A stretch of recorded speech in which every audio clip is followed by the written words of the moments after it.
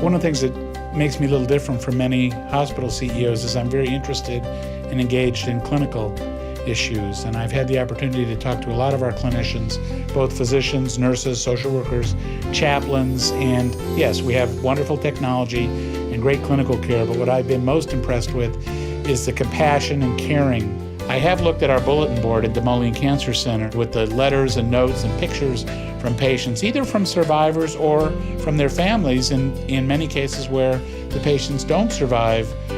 That's been the best reflection to me of the kind of care that we're offering. Trinity's mission is to improve the health of the people and community we serve. Our vision statement is very simple and straightforward: to deliver the best outcome for every patient, every time. Nowhere is that commitment more visible than in our oncology program. In the next 5 to 10 years, I think we're going to see tremendous advances, particularly in genetics, for how cancer is predicted and hopefully prevented and certainly treated. Personalized care is obviously critical to what we do. I had an experience this year with a first cousin in Chicago who I was very close with, who passed away from pancreatic cancer. I saw in many cases in her situation how with a more personal approach, there would not have been as many questions, there wouldn't have been the kind of issues they had. Where do we go next? Who do we talk to? What do we do? We have that navigation process, I think, figured out pretty well at Trinity. Because we're a regional cancer center, we do have patients from a large geography come here, and I've been very impressed and proud of the coordination we have with people's home communities to make sure they can get their care here they need, and then their follow-up as close to home as possible. People just do better in their own homes.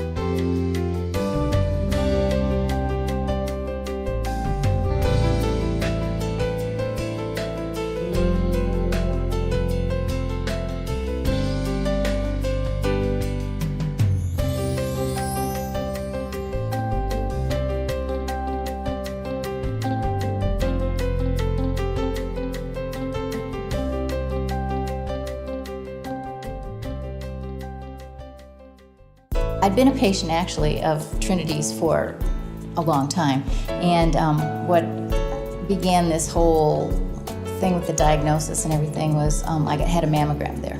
What I think I appreciated the most emotionally and mentally is they took each patient individually and kind of gave you what you needed individually, as well as it didn't matter how you felt, and if you felt you were wanted to fight it or you were upset or whatever, they adapted really well to that. And I felt like everybody there was fighting probably harder than I was to beat the disease. And I think everybody took a different role. Some people would go with me to the appointments. Some people would bring me food. I had one friend who would clean up my office every morning with Clorox wipes to make sure I didn't get sick. I think that when something like this happens, you maybe take life a little less seriously, and things that you think are important before getting things done, doing, things like around the house and things. I don't dust as much. It's not important to dust, and I used to think it was. Well, what I do for Gilda's is on one day a week, I go to Trinity and basically visit with people. We go to the infusion center, we go to the cancer center, and we go to radiation. And when people are waiting or when people are having their chemos, we just visit with them.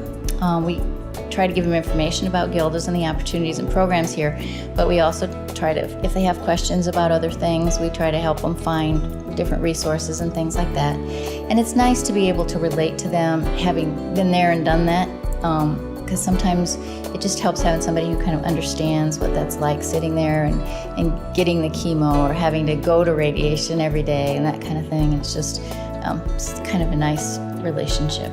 One thing that helped me so much was the relationships that I made with people at Trinity, and how people helped me through it, people who had been through it, people who were the people who were treating me had brought me through it. And so I thought maybe that if I could help somebody else that way, that would make me feel good and hopefully make them feel better too. Trinity saved my life. I believe that. I couldn't imagine going to anyplace else.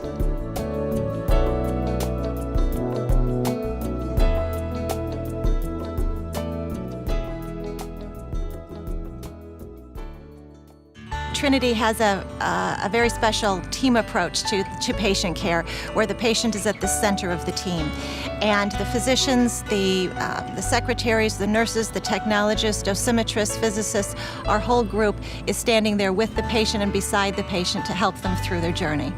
We love to include the family in the initial consultation when the patient comes in for the first time, so we can show them the area where their loved one would be treated, and they can meet some of the team members. We also encourage the family members, if they like to come in for the treatment every day and see what their loved ones are doing, and again, ask questions. I don't think cancer is depressing. I think that we can help everybody in different ways. I think we can cure so many more people than we ever could before. And even if we can't cure them, we can make them more comfortable. If there was one thing that I would say to the breast cancer survivors, it would be that we applaud you and we encourage you, and we're so proud of you.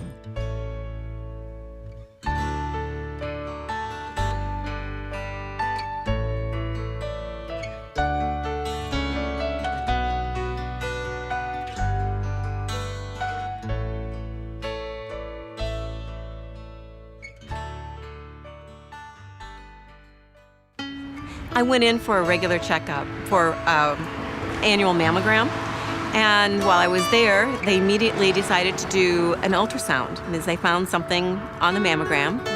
When you're diagnosed with cancer, you immediately sense your mortality. And it's not pleasant. It's something that is very, very frightening. When you go to see your doctors, you want them to be strong, you want them to be amazing. But you also want them to care specifically about you. They were wonderful. I mean, you're there for 3 hours at a time getting chemotherapy treatments. There were snacks. Snacks are always good.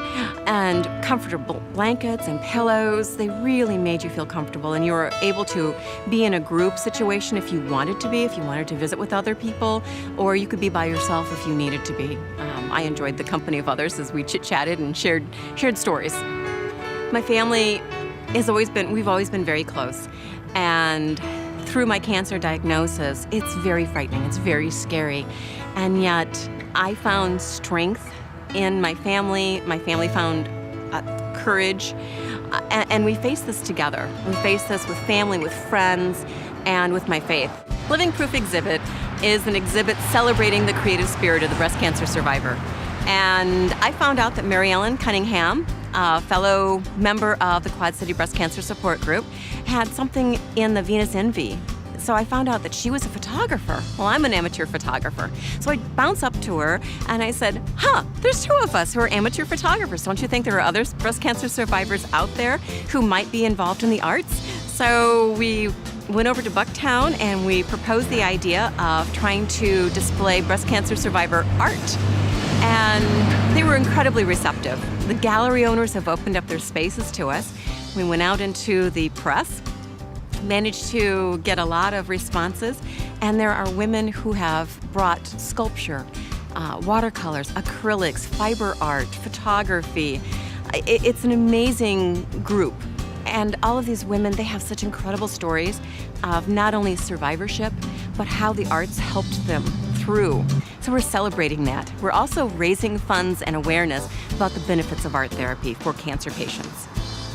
During the time when I was completely bald, I would alternate between hats, wigs, and sometimes I would just decide, you know what, I'm gonna put a scarf on. So I tied a beautiful silk scarf on, and I put on a long skirt. I had hoop earrings on. I thought I looked stylish. I thought I looked very chic. I went to the store and I'm walking around and picking up just a few things, and all of a sudden hear this little toddler yell, "Look, Mom, a lady pirate!"